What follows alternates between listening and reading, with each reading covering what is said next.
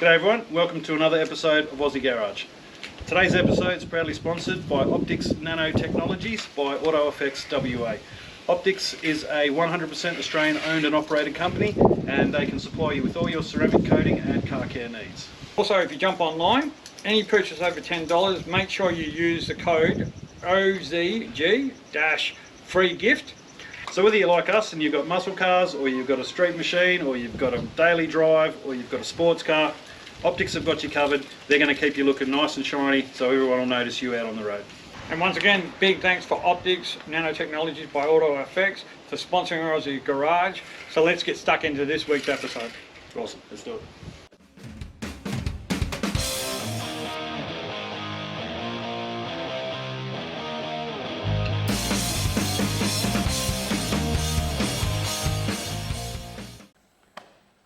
All right, mate, so we love dust and cobwebs here at Aussie Garage, so we've got to have a quick chat about this. What's the story with this car?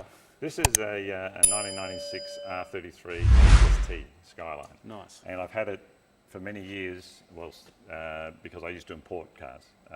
And so I kept this one when I sold my business, and it's got a lot of goodies in it. 350 horsepower at the wheels. It's an RB25. Yep. Single turbo. Yep. And it goes extremely well. Unfortunately, I had a bit of an engine fire, and so I want to actually do this up at Targa West. Okay. So I got to pull the engine out, fix all that, do the rest of it, and then I mean it's already got a roll cage and seats and harnesses and all. Yeah, I noticed that. It would make a great Targa car straight off the bat, wouldn't it? I'm really looking forward to it. Things like the GT40 aren't really good for Targa because it hasn't got a roll cage. Yep. So you're limited to 130, I think. Okay. What's the point? Yeah. So I'd rather do it in this with a full roll cage and so on. Yeah. No, very nice. So you're going to jump into this one soon, or is this something that's on a... Well, I've finished the GT40 now, and I'm doing a bit of stuff around the house, but I'm pretty close. Hopefully within the next month or so, I'll be pulling the engine out, figuring out what the issue is with it. I just couldn't get it started, and once that's fixed, do the rest of it, and probably just put it on, race rally plates. Yeah. That system, yeah. So just a fun car. Just purely, this is Targa West or doing other, events like Albany, say, or Collie, that sort of thing. No, and it'll be loads of fun in something like this. Plenty of go. It really goes well. It's sort of, first, second, third, it's hard to get some... Waiting for the traction to kick in, So it's a pretty wild car. Yeah, nice. Not into the drifting scene though? Interesting you say that. I'm looking at doing that as well. Okay. Now these have four-wheel steering. I don't know if you're aware. So they've got four-wheel steering. But I do have what's called a lock for it. So you sort of pull out the four-wheel steering and put this lock bar in it. Okay. So then it just gets rid of the four-wheel steering. Yeah. Because it's a little bit funny when you get these a bit sideways. They sort of get sideways and then kick in a bit. So a lot of people tend to lose it and then blame the four-wheel steering. It's the four-wheel steering that did it. But it's just bad driving a lot of times. Yeah. No, you got to know your car, don't you? Yeah. If you're going to get around the corners. Yeah. Oh, awesome. All right, well, thanks for telling us about this one quickly. No worries, and maybe when it's up and running we can... we'll come back out for sure. Yeah, we'd love to see it up and running and going. Even might catch up with you at an event one day and just do some footage of it there. Yeah. Sounds good. All right, Paul, now, we've talked to you about your GT40 before, but I can't help myself. We just got to talk about it again. This is such an awesome car, mate. And to see it here in its natural environment. It's a beastie. It's a work of art, as I always say, which it is. Everyone, I don't think I meet many people who look at a GT40 and go, I don't like that car. No, that is for sure. Yeah, they're certainly iconic in that way. Yeah. So, I just got back on the weekend from the Ascot car show, took it there. Yep. I tend to just put it on the hoist every time I drive it, just have a bit of a look around, And usually don't find any problems, but it's always nice to have a look. It's always nice to have a hoist, of course. That's always handy. Yeah. So you're getting out and using it, which is the main thing, isn't it? Yeah, I try to get it out at least a couple of times a month, I suppose, depending what's on. Yeah. Sometimes I'll take this to the Cars and Coffee. Other times it's the Bluesmobile. Yeah. Okay. So it depends on the weather. Not great. These things aren't great to drive in the wet because they tend to rain on the inside. All right. Yeah. Because you imagine back the gull in the wing 60s, doors. Yeah. Well, they're designed for racing. Yeah. They weren't trying to seal them all up for rain like a normal car. Yeah. No, I doubt Carroll Shelby had the seals on the doors in mind when he was building it. That's for sure. Yeah. Well, there is seals, but they don't work that way. Yeah. Fair enough. Yeah. So so this is just basically all done now, isn't it? Pretty well, Nothing more to do with this one. No, there's not. But there is something, but I just can't remember what it is. Okay.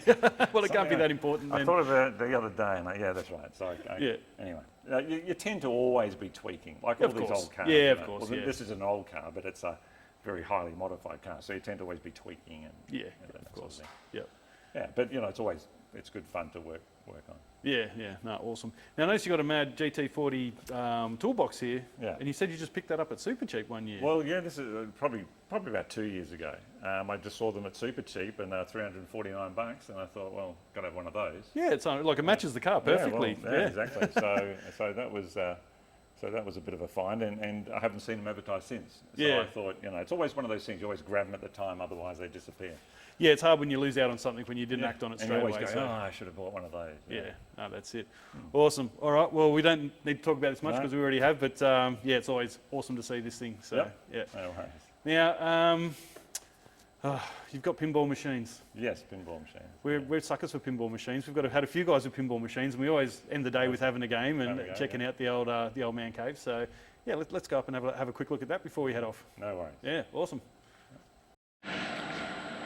So I'm going to say this is probably one of the coolest man caves we've been in. That is for sure.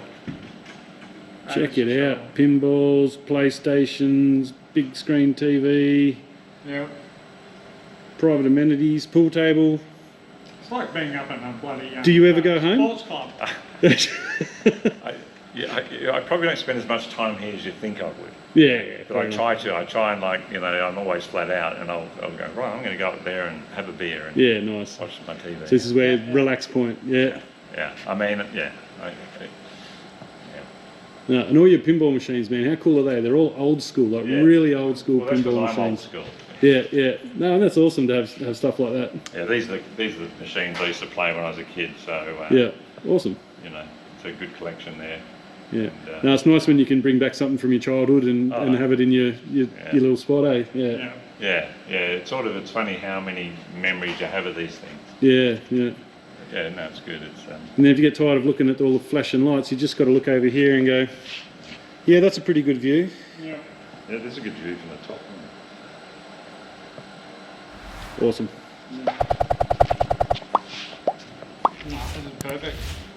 Absolutely perfect. Wicked. All right, Paul, well, look, really appreciate you showing us around your man cave and also, look at these beautiful cars in here. Yeah, it's been a pleasure and I love it. You've got a perfect setup as far as I'm concerned, and you've got some stunning cars here, so... Well, I appreciate you guys coming around and hopefully we'll see you again. Oh, you'll definitely see us again. We're always bumping into people at shows, so that's what we'll try and do, and when we do, we'll come around and say hi. No worries. Perfect. Right. Thanks, mate. Appreciate it. Thanks. Awesome.